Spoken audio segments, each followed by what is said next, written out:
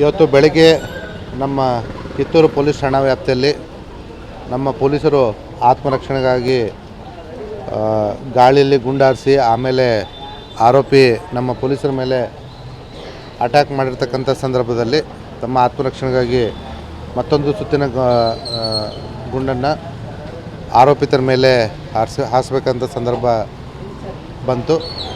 ಹಾಗಾಗಿ ಆರೋಪಿಯನ್ನು ಹಿಡಿಬೇಕಾದಂಥ ಸಂದರ್ಭದಲ್ಲಿ ಆರೋಪಿತ ನಮ್ಮ ಕಾನ್ಸ್ಟೇಬಲ್ ದಫೇದಾರ್ ಹಾಗೂ ಇನ್ನಿತರ ಸಿಬ್ಬಂದಿಗಳು ಅದೃಶ್ಯಪ್ಪ, ನಿಂಗರಾಜು ಮತ್ತು ನಮ್ಮ PSI ಪ್ರವೀಣ್ ಗಂಗೋಳು ಮತ್ತು ಅವ್ರ ಜೊತೆದಂಥ ಇನ್ನೊಬ್ಬ PSI ರೀತಿ ಇವ್ರ ಮೇಲೆ ಅಟ್ಯಾಕ್ ಮಾಡ್ತಿರ್ಬೇಕಾದ್ರೆ ನಮ್ಮ ಪೊಲೀಸರು ಆತ್ಮರಕ್ಷಣೆಗಾಗಿ ಅವನ ಮೇಲೆ ಗುಂಡಿನ ದಾಳಿಯನ್ನು ಮಾಡಿ ಅವನ್ನ ವಶಕ್ಕೆ ಪಡೆದುಕೊಂಡಿದ್ದಾರೆ.